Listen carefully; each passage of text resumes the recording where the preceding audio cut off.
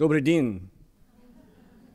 It is so nice to be here. I am privileged to be here. My name is Eric Bruns. I'm a child psychologist. I'm a researcher primarily, although I once was a school mental health practitioner. Now I'm a professor at the University of Washington. And this is not Washington, D.C. This is in the northwest corner of the United States in Seattle. Let's see, is there a clicker? So I'm so privileged to be here and to be part of the school mental health. I'm also taller than both Brian and Mark, I will say. I'm going to move this mic up. I'm so thankful to be part with Mark, Brian, and so many other international colleagues, Peter and Gavin and others, the School Mental Health International Leadership Exchange. This has provided an opportunity for us to do work in so many different countries here in Europe, including we started one of our first meetings together in London. But we've also gone to Sweden, the Netherlands. I did not participate, but also Rome and Barcelona. And because of this, of SMHILE, we even went to Poland 3 weeks after the invasion of Ukraine by Russia.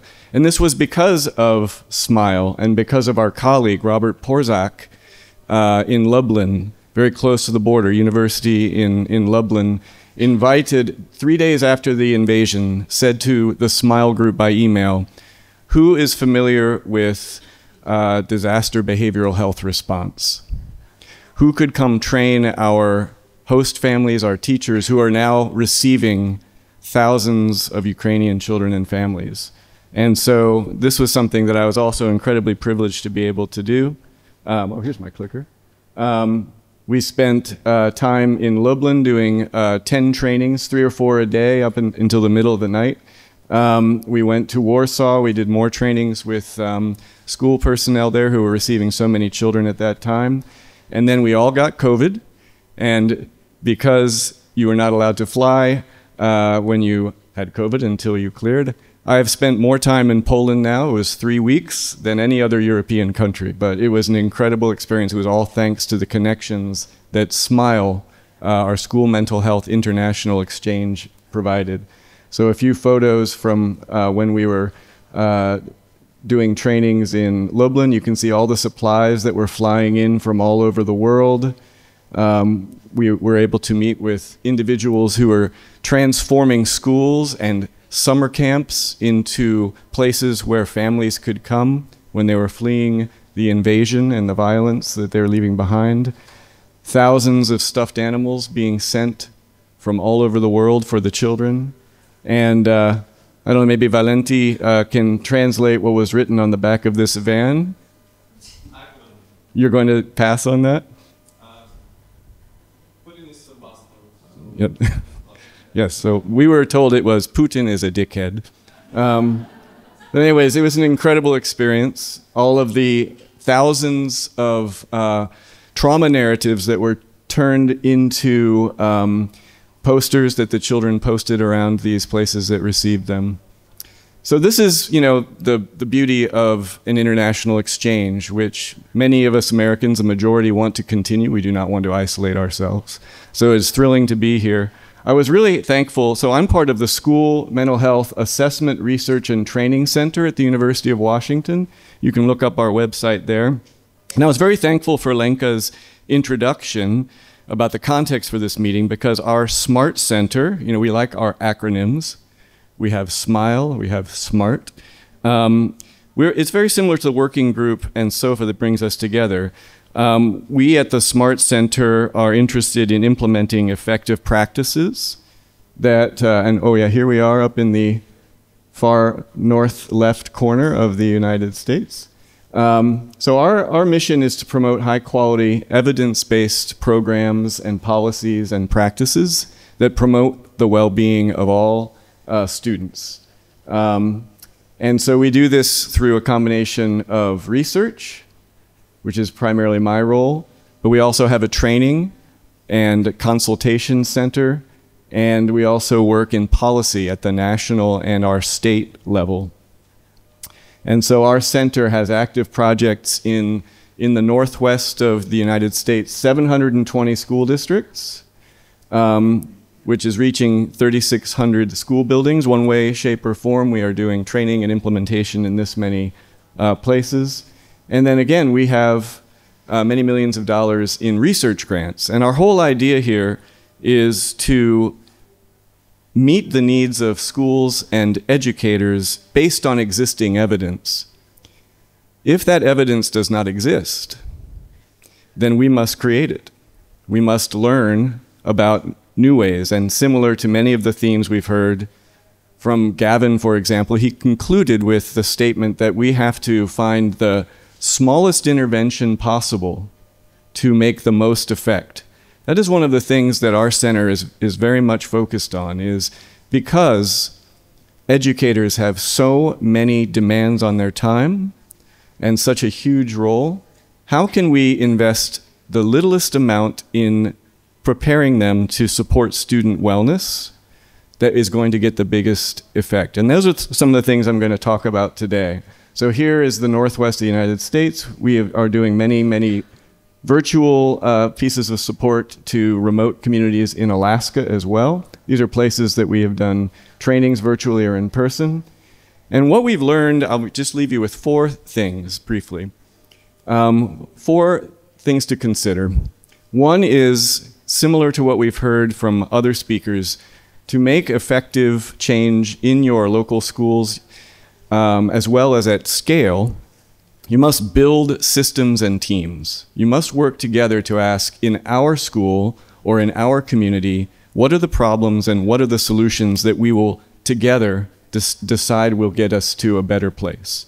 The second is, one of the biggest things that you can do is indeed, as we've heard from others, boost student-teacher relationships, right? Imagine to yourself the teacher that made the biggest difference in your life when you were a child, when you were a student.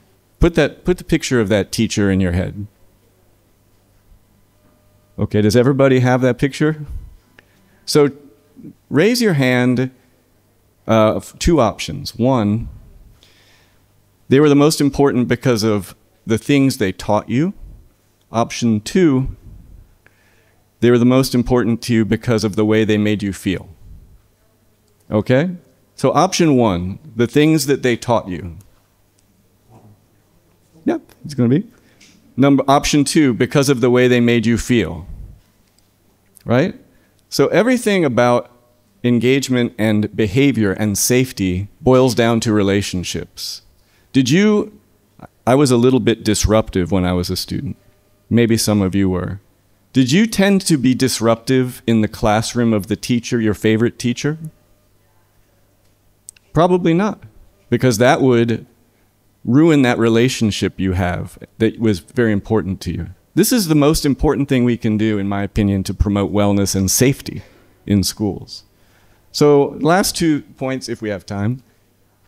For those students that do not benefit from the relationships that you build with one another, between them and the school, between them and the teachers, when they have an issue, intervene early and with as brief and simple an intervention as you can. Do not make it overly complicated.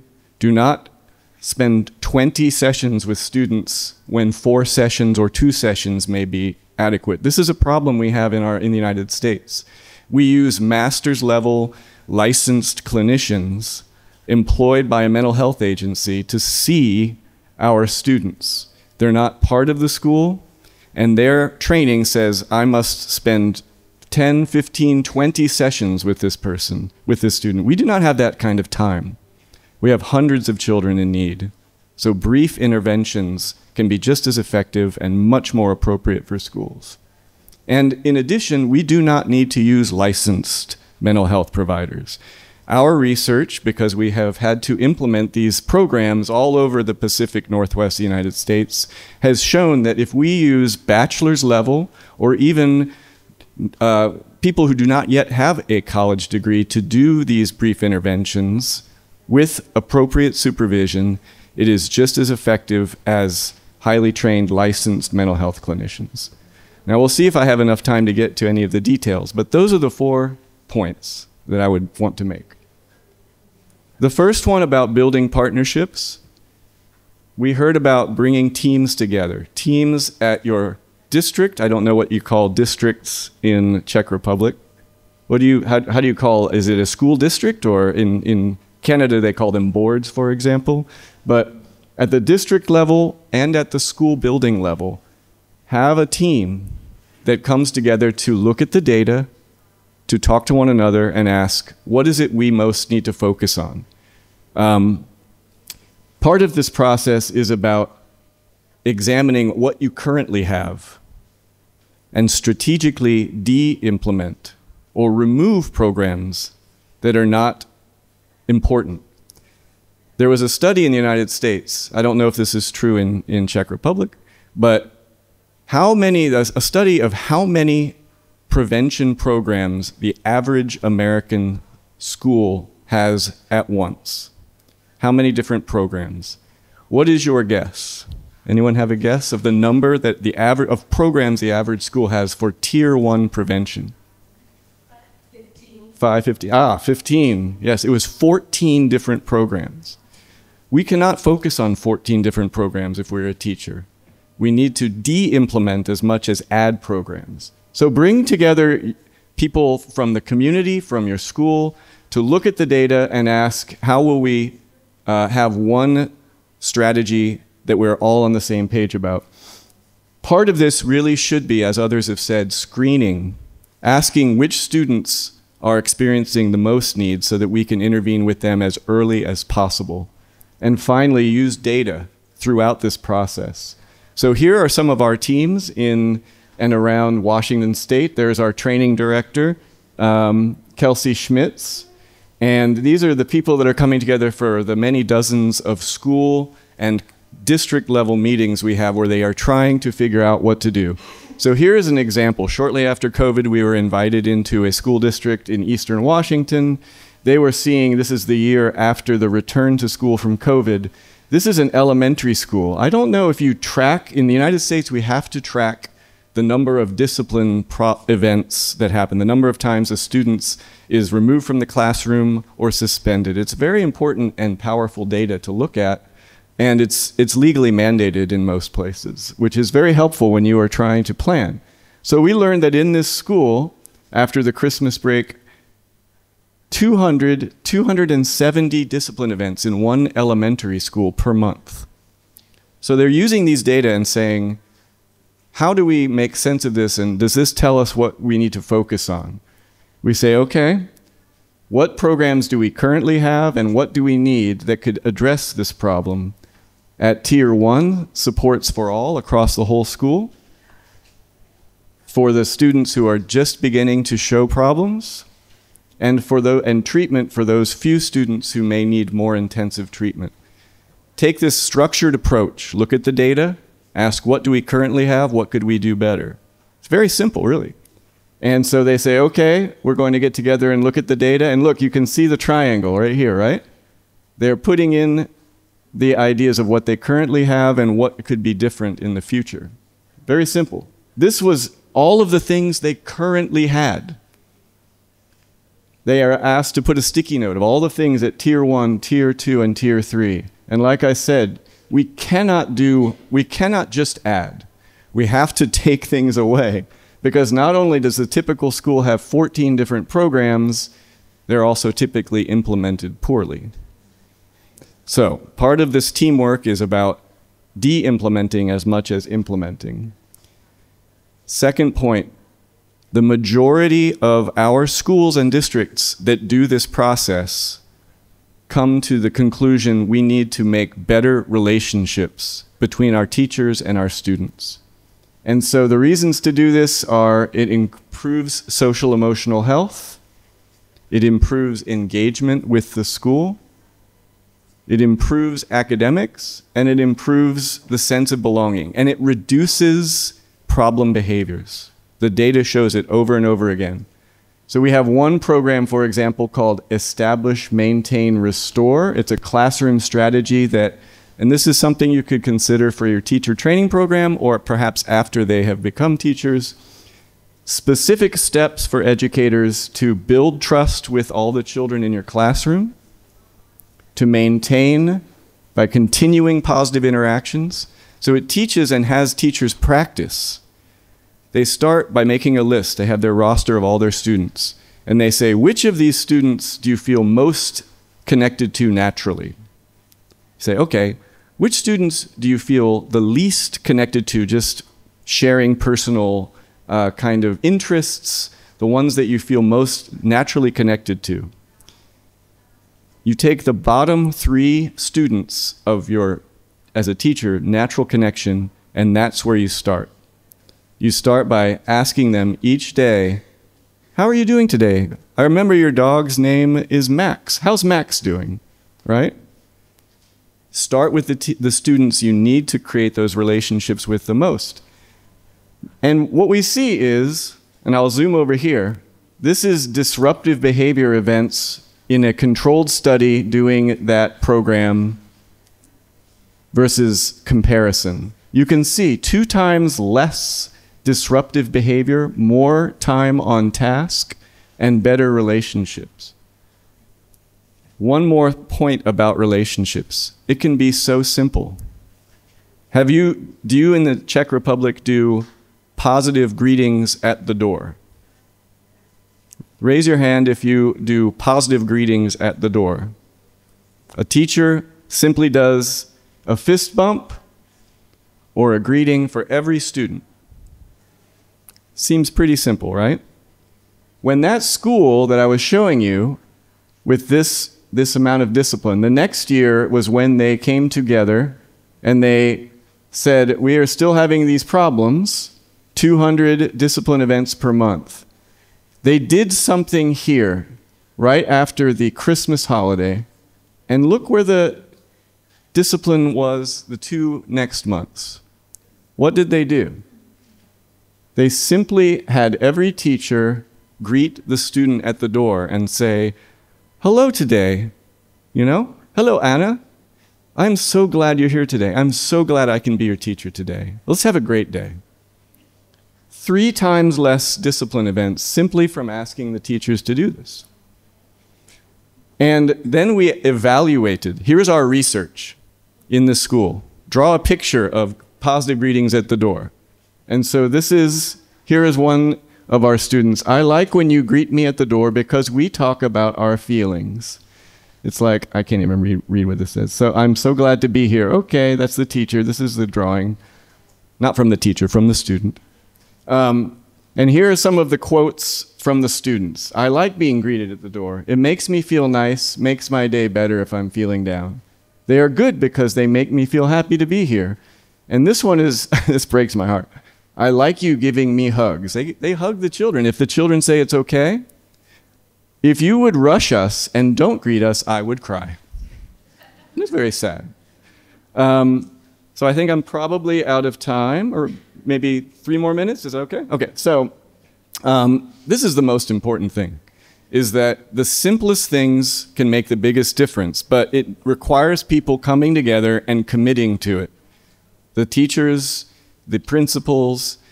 We also, at the district level, will have parents and students come together to say, what are our biggest problems? What do we think we can do together? It's very simple. One last simple thing, again, about the point. We were asked to, at the SMART Center, to train the mental health clinicians that were working in our schools in Seattle. All the middle and high schools have a full-time mental health clinician, which is very rare in the US. We're very privileged in Seattle because it's a fairly rich city and they tax our houses so that we can pay for services like this. But they said, we would like evidence-based practices. And so the first thing we asked was, okay, well, what practices are you doing now? And we looked at the data, and the data showed that, guess what the most common number of sessions the school-based clinician had with the students? What do you think was the most common number of sessions that they had with the student? It was 1. because the students were asked to do a long clinical interview, and they said, I'm not coming back. And then we saw many students who came 15, 20, 25, 30 times. So the clinicians in a school of 600 students were seeing kids once or keeping them for the whole school year, and they saw maybe 20 students total. So we started by saying, again, in a team context, what will be better? Well, we need to see more students. We need to help more students. We have so many students in need. So we created something called the Brief Intervention for School Clinicians, 4 sessions based on the child, the student saying what I need help with the most.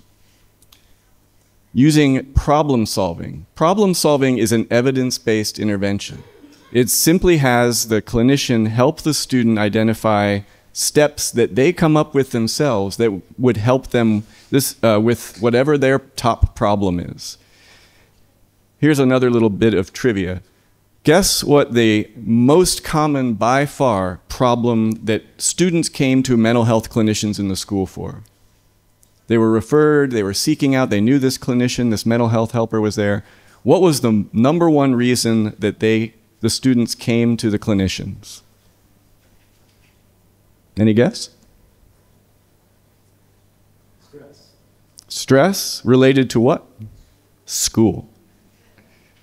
By far, the most common reason students were coming to mental health was because stress about school.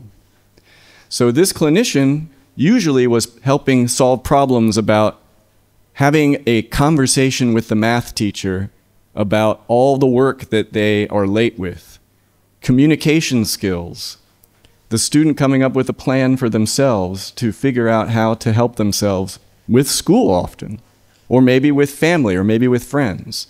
So brief problem-solving effort, and this does not have to be done by licensed mental health therapists. What we also learned, and I will skip the data because we're out of time, is that paraprofessionals, is that a term that makes sense in Czech Republic? Paraprofessionals, not licensed clinicians, paraprofessionals, paraeducators, they were just as good at these brief interventions as licensed mental health therapists. And our data showed that, so then because we're a research center, we did a randomized study of BRISC compared to mental health services in schools as usual. And 2 times more students of BRISC counselors completed school mental health within 2 months. If you were services as usual, the non-BRISC, you just kept going and going and going. The BRISC counselors also were more likely to refer to the appropriate kind of help, because at 4 sessions you say, that's it, look at the data, talk to the student and ask, what do we need to do now? It is not assumed that you keep seeing the student over and over and over again. And you say, well, okay, but probably they didn't get better. Well, actually, they were more likely to get better if they did the brief intervention. This is the percent that had clinical anxiety. Actually, this is anxiety and depression.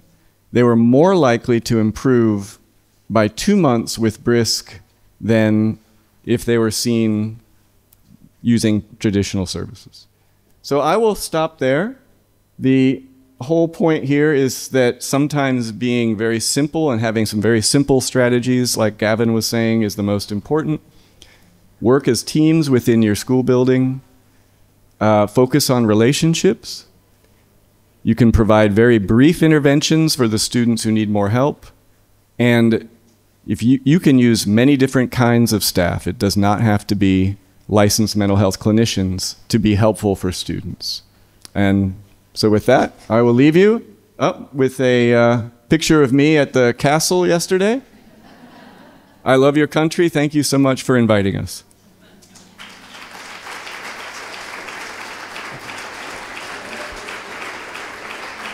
Děkuji.